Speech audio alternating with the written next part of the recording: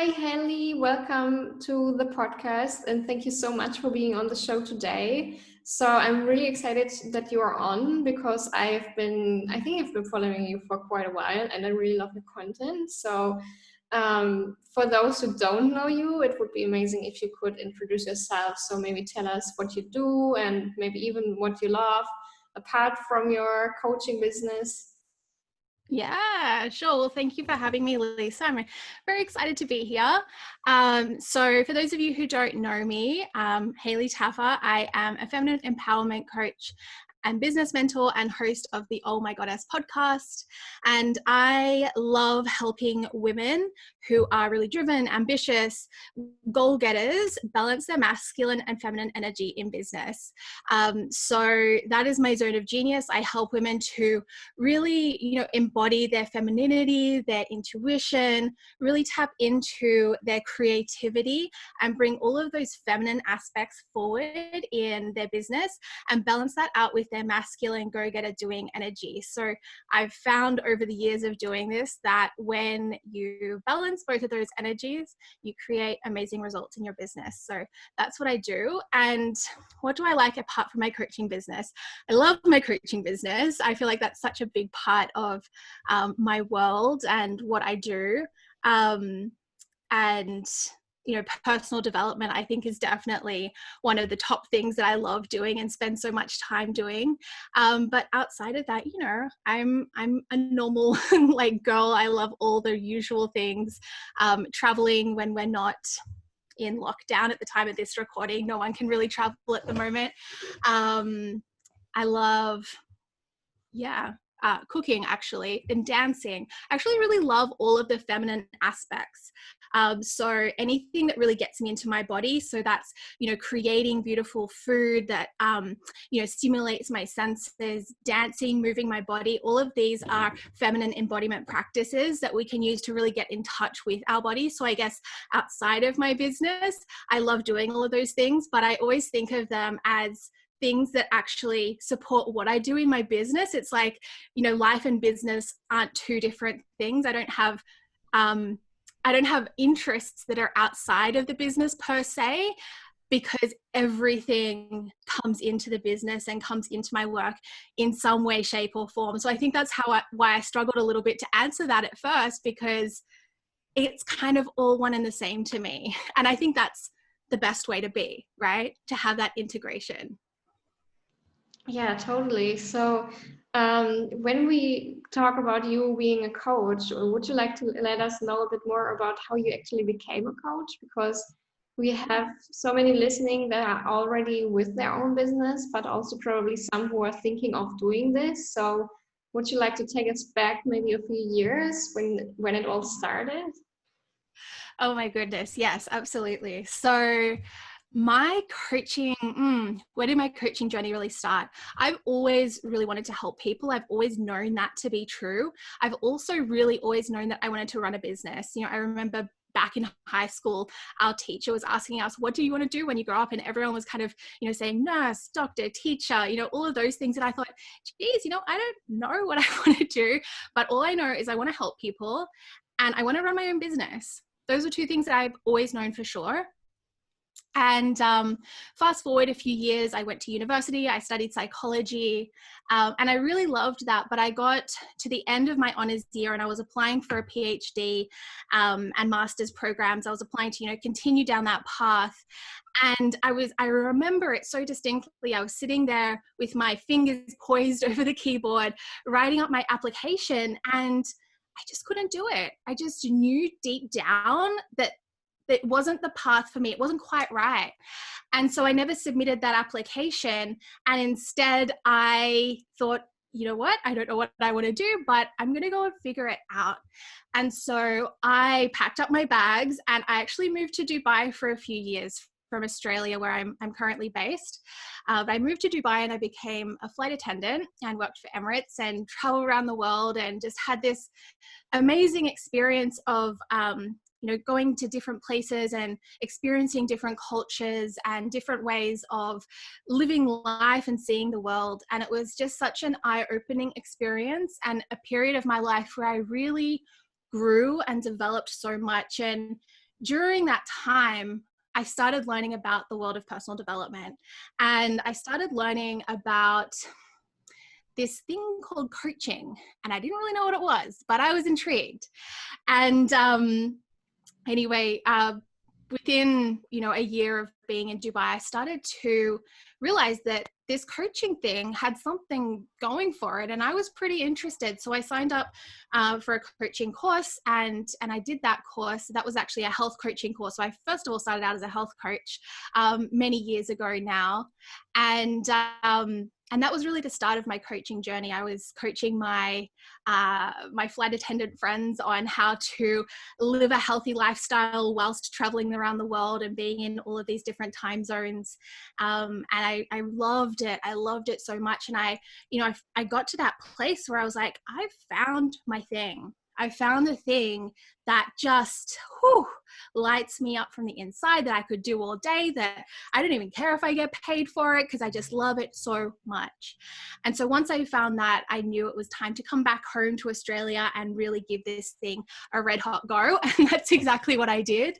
And when I came back to Australia, I actually learned about another coaching program called the Beautiful You Coaching Academy, which I know you've been a part of as well, and it's just such a beautiful academy. So I signed up to do that, and through that process, really discovered more about myself, and through that decided that I wanted to move away from the health coaching and more into spiritual coaching, and started learning about feminine energy, masculine energy, and all of these things that were really new to me at the time, and honestly felt really scary to talk about. The word manifestation to me back then was very woo, very out there. I was actually, if you know me now, you will think, oh, Hayley was never like that. But I was actually very kind of anti-woo back in the day. I was really disconnected from my feminine energy and very into my masculine energy, which, really came from my background in science and psychology from uni,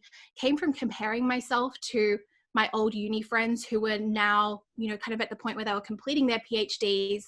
And I was comparing myself to them and feeling like I had to be very evidence-based, very logical and strategic in the way that I presented my coaching. And so all of that comparison and all of that mindset stuff really held me back from excelling in the early days of my coaching business. But through that process of getting to know myself and getting to re-know myself, because I think these things were already there inside me, I started to claim the areas that I really loved talking about, this area of more like manifestation, spirituality, energy, feminine energy, femininity. And through that process, I started to attract people who were aligned with that, interested in that, and wanted to lean in and hear more from me, and started booking clients. And it was just so exciting. And so that kind of was the catalyst for me to step into this coaching that I currently do now, where I really help my clients to claim all aspects of themselves, which is both in the masculine realm and the feminine realm, and apply that to their business so that they can really reap the rewards in a beautiful, aligned, and flowing way. So yeah, I hope that answers your question. Yeah, I think that sounds super amazing and like a great journey. And I guess like the traveling was amazing as well. Yeah. And it's so funny you mentioned Dubai, because I have some friends actually living there. So it seems like for many, it's like Dubai, it's kind of a start into like a new business world, kind of. Yeah. So, I think Dubai's got about it that is really I don't know, it's really like exciting and expansive, and for me it really helped me to see a bigger potential for my life, so that was really exciting.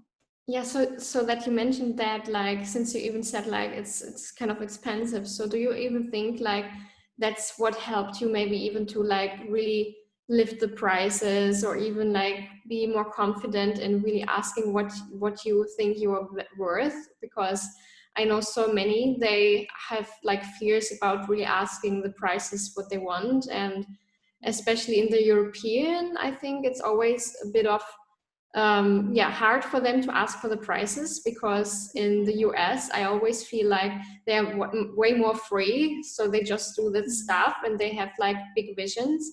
And I think like when I look at the European people I know, they're always a bit like kind of limiting themselves. So do you think like that also helped you? Yeah, so I'm not so sure if Dubai helped me in particular, but what really helped me with this, because I used to tell myself a very similar story. I'm in Australia, from Australia, and I always told myself that Australians aren't willing to pay as much as people in the US are willing to pay. What people are willing to pay, this is what I learned, what people are willing to pay is what you recognize you're worthy of. When you are 100% behind your prices, then it doesn't matter where people are from around the world, they will go, okay, like that's the price. If that's the price, I'm going to find a way to make that investment, right? And so if you have any doubts around your worthiness or your ability to stand behind your price and what you really want to charge, then other people actually pick up on that and they present a mirror to us. They just mirror back our own fears and doubts and worries. And so when someone, comes to you either in reality and they say, it's too much for me, or if you in your head are telling yourself, oh my gosh, I'm charging too much for this, people are going to judge me, right? It's just a judgment that you're making, but might not actually reflect reality. Whatever the case may be, that's a mirror for you. That is an opportunity, a portal for you to reflect on and really, do the inner work. Ask yourself, what version of me can really stand behind these prices? What do I need to believe about myself to really claim this level of abundance, this level of wealth that I want to step into, or this level of, money that I want to charge for my services? And when you are totally behind that, then, the person on the other side won't question it or won't say it's too much. They'll just be like, oh, okay, she's so certain of that. I want to get behind that. Does that make sense? Yeah, totally. And I also think like it's about, if you really are behind your prices, you won't get caught up in like maybe like reducing prices just because the other one is like, yeah, it's a bit much. And because I find even when I started coaching, like it was like many years back, like 2014 even, I wasn't even in the actually in the niche I am now, but I started then, and I even remember for myself that I found myself, like maybe cutting the prices because I was like, yeah, I just want them to be able to afford that kind of. And I think like if people really want to really work with you, they kind of find ways to like maybe get creative about how they get the money, maybe even start selling stuff they don't even need. Or just maybe come back a few months later and just really like kind of save money for this. Yeah, I think, on that point, I think as well, it's really important to recognize that you might think that you're doing someone a favor by discounting your services, but you're actually doing both yourself and them a massive disservice, because you're essentially, saying to them, not in so many words, but, at a more subconscious level, you're saying, I don't think you're able to create that money, or I don't think you're able or, have the capacity to make this investment. And I think as coaches, it's our duty and our job to hold the belief that what our clients want is possible for them.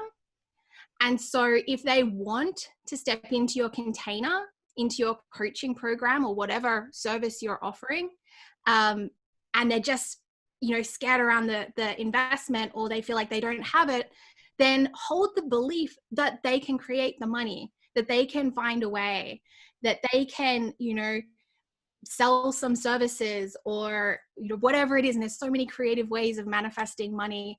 And I've had, wild stories of clients who, wanted to join, didn't know how, and then they got checks in the mail and, all kinds of things. Money just showed up for them because they wanted it and I believed that they could create it. And so from when I believed that they could do that, they were then able to step into that belief as well. And then that starts your coaching program from a place of power, being empowered. And that's a beautiful foundation to start your coaching program from, rather than starting from a place of discounting your services and not believing in that client, in that client's capacity to manifest. It just really creates a different dynamic. So I think it's really important. Yeah, it's like since we're anyway in the topic about the prices and getting clients, do you think, like, since you are also teaching about feminine and masculine energy, that this is something big to do with maybe, for example, even like the selling process? Because I just had, like, a few weeks ago, I even had a talk with one of my mentors, and she was like, yeah, you know, if you are on this call with a potential client, you really need to step up in your masculine energy to really kind of lead them. And then maybe when you are more in the coaching itself, or even like private for yourself, you can go more in the feminine side of you. Yeah, that's a really interesting point. I mean, I think that both masculine and feminine energy plays a part in the selling process. You know, we must, from the masculine perspective, kind of, you know how to structure that call. And as you say, know how to lead the client or potential client through that conversation. And that's more of the masculine, more of like the strategic side. But if we totally focus on that, and I can tell you a story about this actually, if we totally focus on that and we disregard the feminine aspect, which is holding the vision of what's possible for that client, that's the feminine side, right? And we don't, you know, believe in that vision. We don't use our intuition to guide us to ask the right questions and trust our gut in that process, then, you know, that masculine side will fall flat. And so the story that I'll share with you around this was when I was kind of first starting up in my business, I got really good at booking discovery calls. I kind of discovered this way of using Facebook ads and this funnel and blah, blah, blah. Very masculine. And I had a kind of like a script, I guess you would call it, but it was a very like definite step-by-step question process that you asked clients on a discovery call. It was very much in the masculine. And I thought, great, I've got the answer. I've got the formula. And so I got on these discovery calls, one after the other, and they all said no. They all said no. About, I don't know, maybe like 20 of them. It was a lot. I didn't count because I don't think my ego could handle how many it was. But they all said no. And I realized after doing that, that I wasn't convinced on my own offer. I wasn't in love and lit up by what I was putting out there. And I, you know, didn't have the certainty and the confidence behind me that comes from more of the feminine energy. You know, I wasn't really tapped into my own feminine. I was relying solely on the masculine, on do this, that, and the other thing. But because I was totally relying on that and totally disconnected from the feminine, it just all went, you know, it just didn't work. So I really think that there is a place for both in the sales process. And, you know, it is in creating that balance that, you know, you will create results. Yeah. Yeah, and for someone, for example, there are so many who are maybe more in the masculine already, in the masculine energy, even though maybe they have never heard of what this even is. So we have like so many people who are like super logical, and on the other hand, maybe more the intuitive people. So do you have any tips for them to kind of balance like the masculine and the feminine energy more in life and even in business? Yeah, definitely. So I'm going to like generalize here and say that I think most people are more in the masculine, even most women. I think we naturally want to be more in the feminine as women, generally speaking. But we're conditioned to be in the masculine. You know, if you think about what school was like, it was, take the test, get graded A to D.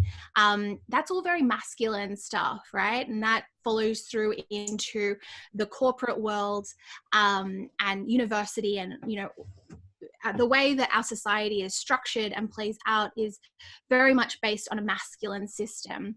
And so we assimilate with that. We adapt and we take on those qualities. And we see that in our businesses as well. We might be hustling really hard, working really hard, making all the plans, strategizing, taking lots of action, taking massive action, all of these things are very, very masculine.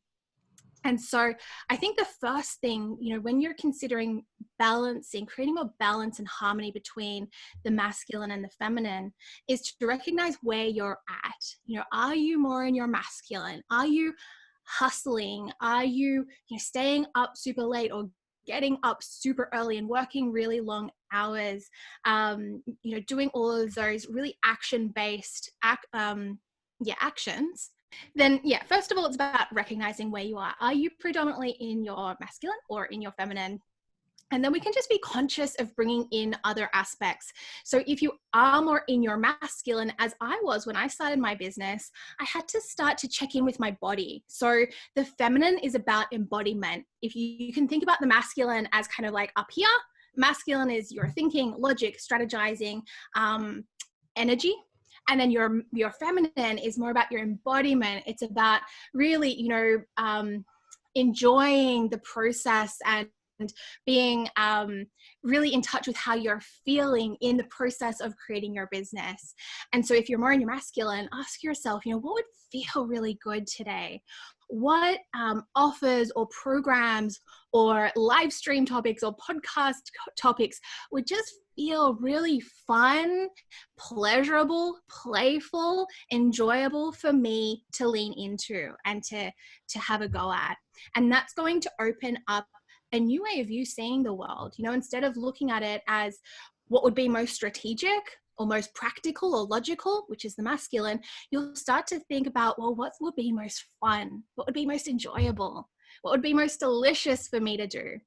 And when you give yourself permission to do those things that you find fun and pleasurable and just enjoyable, you actually create so much more momentum behind them. Your energy lifts. If you've ever done a task that's just on your to-do list and you're like, I've just got to get this done, versus, oh my God, I cannot wait to do this thing, you'll know the difference in your energy. And that's what happens when we tap into the feminine and let that lead, but then back that up with the masculine action taking. So that's the one way you can balance that. Obviously, the other way, if you're more in your feminine, it's about asking yourself, well, maybe what goal can I set to get into the masculine? Masculine's about goal setting. Let's set a goal for this week and being committed to taking the action. The masculine, it's about accountability, action, and commitment. Yeah. Yeah, I think you were also going to talk about the feminine aspect, right? Yeah. So I mentioned that, the feminine is more about embodiment. And we talked about how, if you want to get in touch with more of your feminine aspects, it's really about asking yourself what feels pleasurable, what feels enjoyable. When I tune into my body, what feels like a yes for me? So often we do things out of obligation and out of routine and out of just thinking, well, if everyone else is doing it, I better do it too. How many times have you gone on Instagram and seen someone do something in particular, post about something or launch a certain program and think, oh, I should do that too. I should do it that way. I should copy that person, or not copy, but, be inspired and do something similar. So the feminine, it's about going, what am I actually inspired to do? What feels good in my body? What feels really playful, fun, enjoyable, and pleasurable? And taking inspiration from there. Yeah, and I really loved at the beginning when you also said that we are kind of usually more in the masculine, and also because we were kind of conditioned to do it, and so many people are hustling So I think it's really like sad that it's kind of the society tells us to do so. So it's hard to get out of it, and I think especially like so many, that's the reason why so many have struggles with really trusting their intuition. So it's usually like so many are like, yeah, the logical side, so this is the next step I should do. And Yeah. from what I experience, and you probably as well, it's like usually we should go for what our intuition tells us to. Yeah, absolutely. And I think that's the difference between massive action and inspired action. So massive action is like that hustle mentality, like get in, get it done, just do what you've got to do against all, against everything else, just get it done. That's massive action, which is the masculine. And there is like, I really want to emphasize that it's not like masculine is wrong and feminine is right. There is a need for both. We must have both, and we must have them in harmony. So I just really want to make that clear here. It's not about making the masculine wrong at all, but it's just about actually embracing the feminine, which is something we have not had permission to do. And I think we're now really relearning to do. And in fact, now that we're recording this during coronavirus, I think coronavirus has actually presented an opportunity for us to come more into the feminine, because we have to slow down. We have to listen to our body. Do I feel good right now? Like, am I healthy? Am I looking after myself? Which is more of the feminine aspect. But to come back to massive action and inspired action, massive action is the masculine. Inspired action, that's the feminine. The feminine waits, tunes in, feels into it. Does this feel good? Does this feel inspired? Does this feel like the right step? And then takes action from there, right? So yeah, I just wanted to make that point as well. And I think it feels way better to actually take the inspired action instead of just trying to like be maybe productive and trying to get as many tasks done as possible, because I think like at the end, what makes us really fulfilled and happy is really like the inspired action that we really love doing, instead of like you mentioned, like maybe checking out others and seeing, oh, maybe I should do this program as well, or maybe I should also talk about this or use this strategy. And at the end, it's like, really feeling into ourselves and then really doing what's kind of right for us, because it can be right for someone else, but maybe not for you. Yeah, exactly. Someone else's inspired action doesn't have to be yours. Mm-hmm. Yeah, I love that. Yeah, so is there anything else you would really love to tell the listeners or the viewers of the podcast? Oh gosh. I mean, I think when I think back on when I started my business, when I started this whole journey, what I would like to know that I didn't know then that I do know now, I wish I trusted myself more in the early days. There was a lot of questioning. There was a lot of, oh, what are people going to think? Can I really do this? Have I got what it takes? Will I make it? There was a lot of questioning. And I think that's, I don't want to say normal, but I guess it's normal to a degree, because you're stepping into something new, right? But I also think that, the faster you're able to trust yourself, the faster you're able to take that inspired action and really listen to your intuition and take guidance from there, the faster you will be making the impact that you want to make. And I know that your listeners, similar to mine, they are the visionaries. They are tomorrow's leaders who are feminine leaders. They are here to really raise the vibration of the planet in a very beautiful and aligned way, in their own unique way, and really blaze the path forward towards a world where we all get to embrace who we truly are and share that, shine that light out with the world. And so we need people like everyone listening or watching in to step up and to trust themselves, and trust that if they have that desire deep down, if they have that little inkling, or if they're, looking at what you do or what I do and think, oh, I would love to do that. But you're keeping that hidden, you're keeping that small, you're keeping that desire locked away under lock and key, then you're doing not just yourself a disservice, but you're doing us all a disservice. There's so much space and there's so much need for women like your listeners to rise up now more than ever. And so trust yourself, trust that you're being guided, trust that you watched to the end of this episode for a reason. And you're meant to step up now. So I think, if there was one other thing I wanted to share, it would be that. Yeah, I totally love that. And like you said, I think it's totally normal at the beginning to maybe be afraid to share whatever you want to, or to really trust yourself that you kind of will make it. I think that's totally normal. Probably everyone has it. At least I had it as well. And then at some point you just need to see, wow, I already made this. I already achieved this in life. So this is just going to work, and start trusting yourself. And I love that you mentioned about really leaders that empower others to really just be themselves, and like show how they want to be. And I think that's amazing. And it's like, just if you actually give yourself the permission, I think it's also like showing others that they can just do it as well. Okay, so so if we go a bit more into like the last kind of 3 questions, I would totally love to ask you. Is there like any certain book or even podcast, you can also like just mention your own, you totally love listening to?